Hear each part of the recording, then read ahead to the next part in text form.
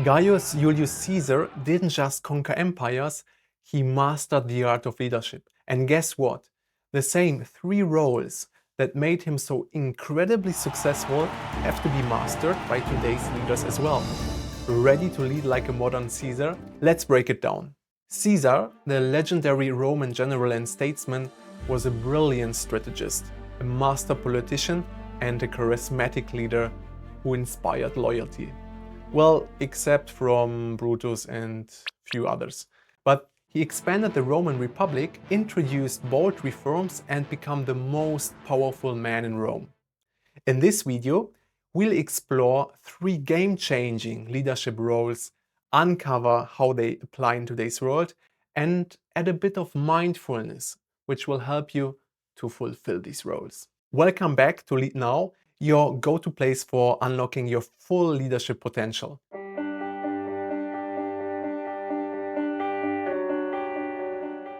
I'm Dominik Schlossarczyk, and I'm passionate about leadership and personal development.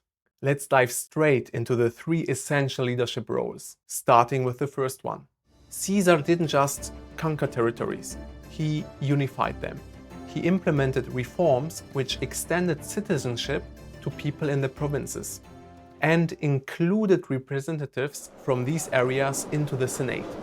At first glance, this might not seem extraordinary, but consider the context.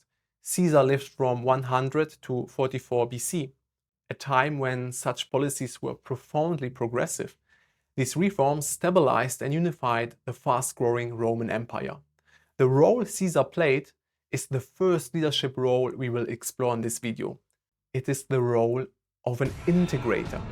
But what does it mean to be an integrator today? The integrator brings different people and resources together to achieve one common goal. Think of an integrator like of a construction manager building a house. The construction manager identifies the required contractors like plumber, electricians, and carpenters, which represent different teams and departments in an organization. He aligns the schedule with everybody so the work is carried out in the proper order. Together with the different contractors, the construction manager identifies risks, such as material shortages, and integrates the mitigation of these risks into the plan. Without integration, teams work in silos. They ignore dependencies and risk delays or failures. The integrator role is one of the most important ones, especially when it comes to the responsibility of leading a project. But what exactly has to be integrated in a business context? Imagine you have raised your hand to lead the rollout of a new application version at your customer site. Before you start executing the project, you have to plan it and get your stakeholders buy-in of the plan.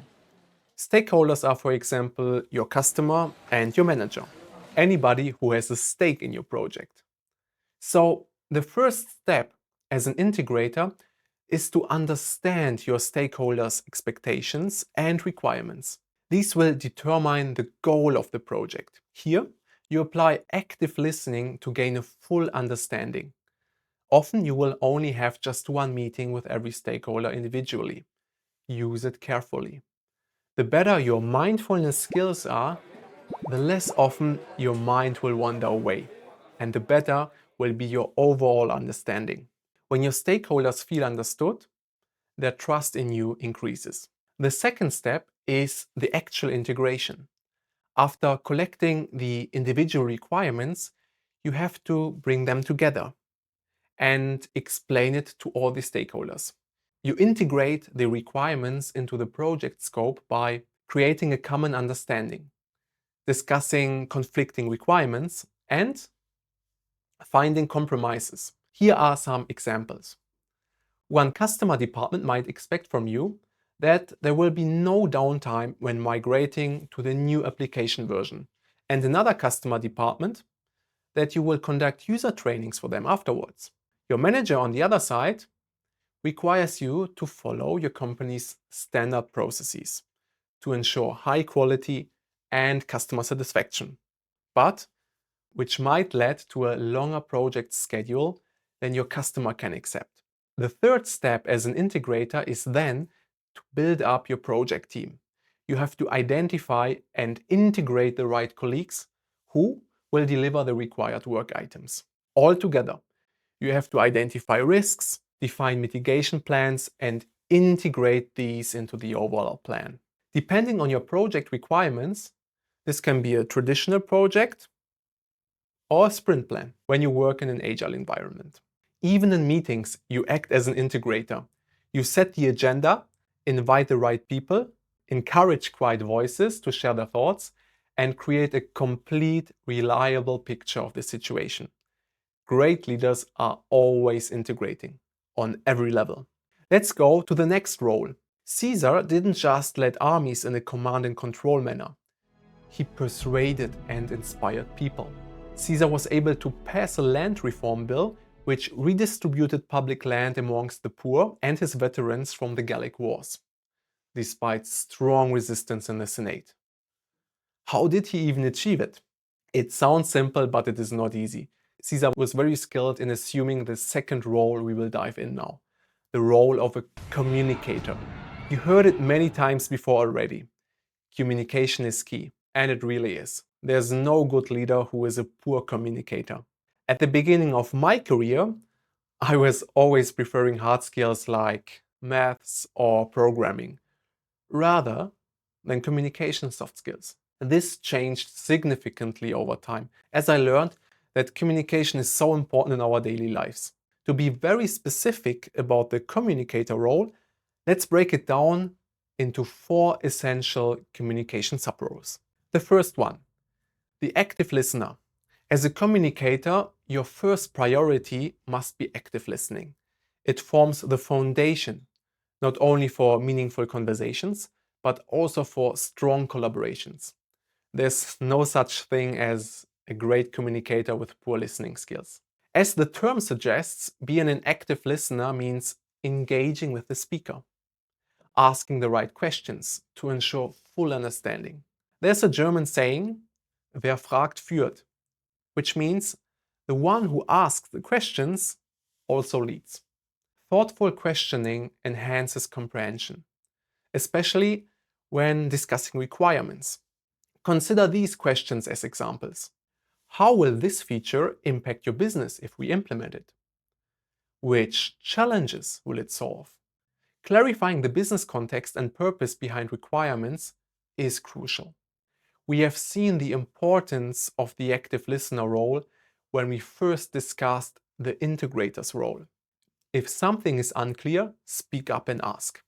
Recognize if fear is holding you back and use mindfulness to overcome these barriers. Everyone who requests something from you owes you at least a reasonable explanation. The better you understanding the why behind the requirement, and the better you can communicate it to your team, the more motivated they will be to support it. Imagine assigning your team the task of integrating a new component into your webshop application. At first, they may see only the complexity and effort involved, feeling little motivation to proceed. However, if you explain the bigger picture, that this update will introduce multiple payment methods and thus reducing the number of lost customers in the checkout process, they will recognize its value. In the end, active listening helps you build allies for implementing customer requirements.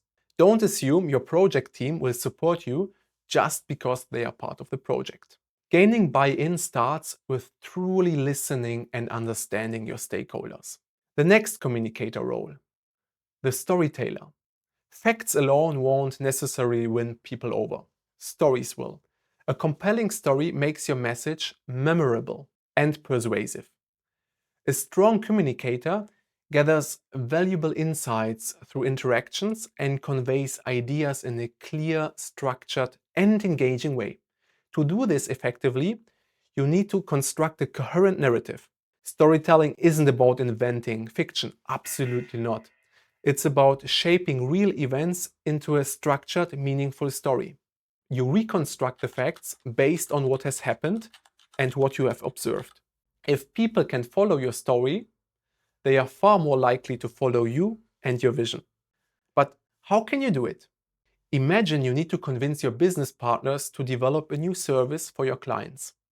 First, start with the facts. We estimate this service could unlock 5 million euro in revenue. Second, provide the history and context to align your audience. A year ago, we didn't know how to develop these services or manage the risks involved.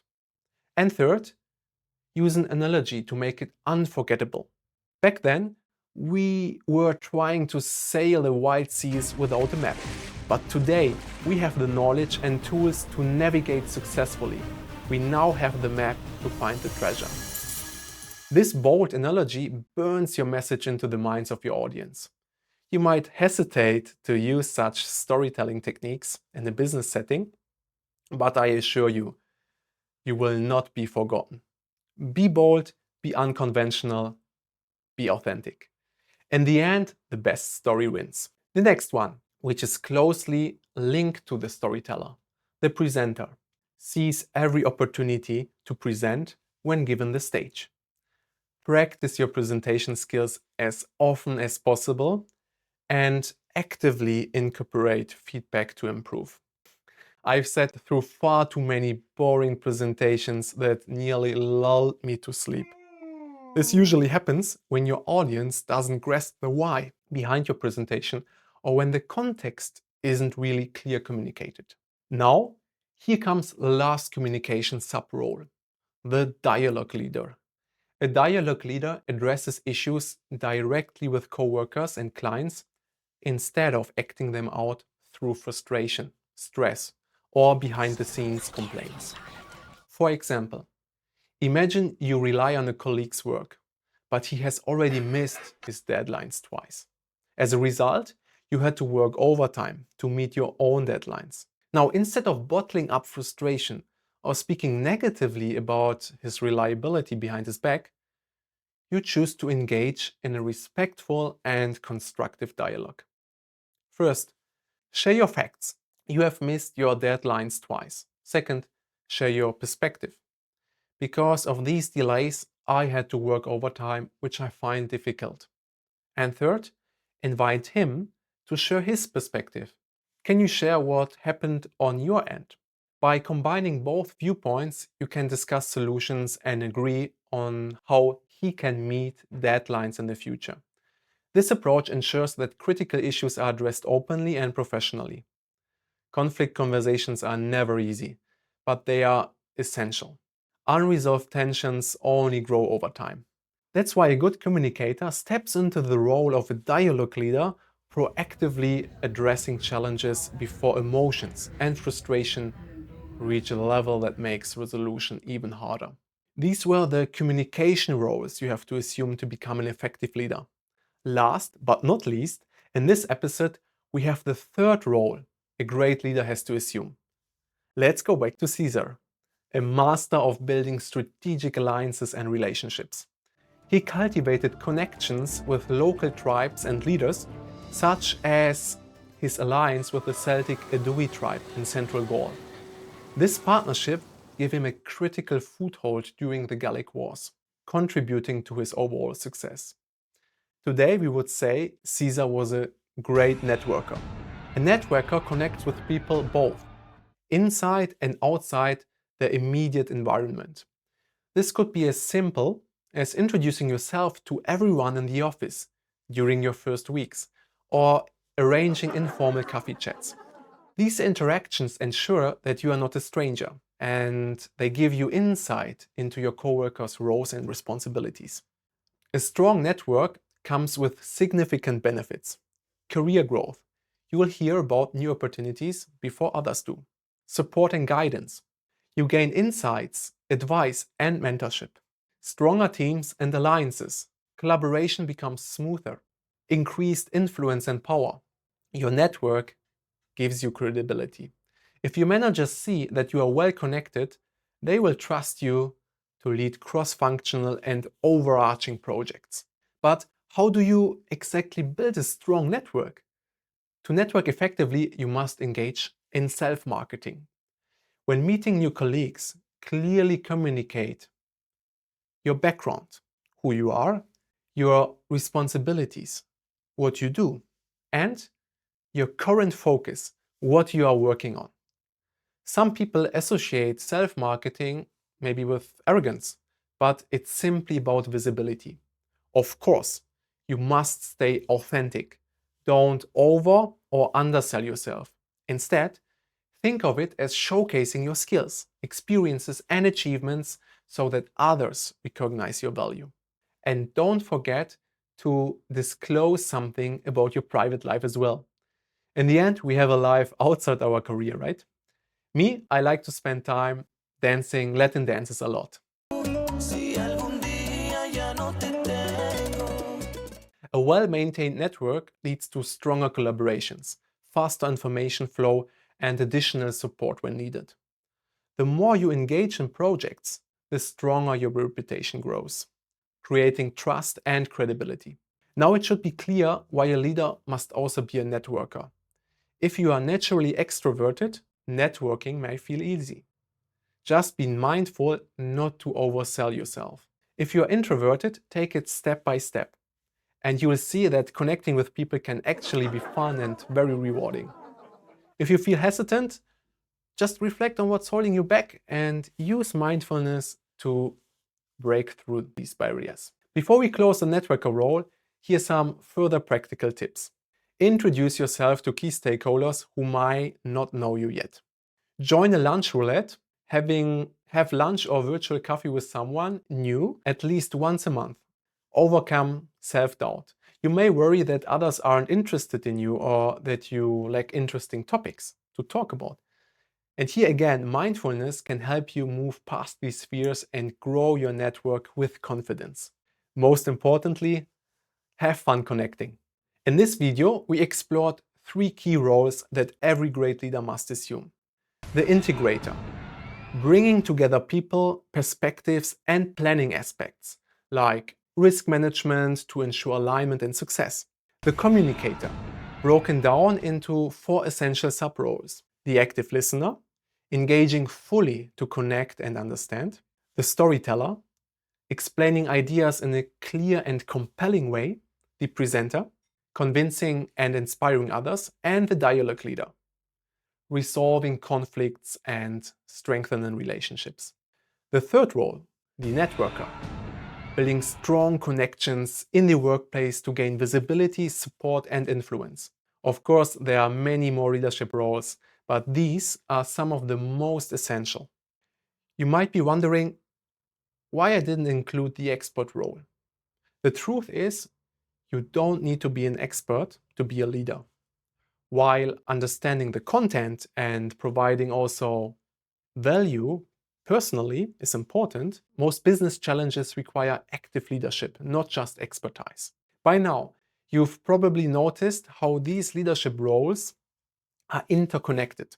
Throughout history, great leaders like Caesar, they understood the importance of assuming these roles effectively. When you lead a project, you must constantly integrate different perspectives. Your ability to communicate effectively determines whether you can inspire and align people. And ultimately, your success increases with a strong and supportive network. Just watch out for people called Brutus. Now, are you feeling inspired to step into these leadership roles? Make sure to stay up to date, subscribe to my channel, and hit the like button. Now it's your turn. Reflect on these 3 leadership roles. This reflection helps you to internalize what you just learned. Which role do you naturally assume? Which role do you need to develop further? Think about your current challenges at work. Which leadership role would help you the most right now? Share your thoughts in the comments. Thank you for watching. See you soon. Break out of your comfort zone and kickstart your leadership journey today.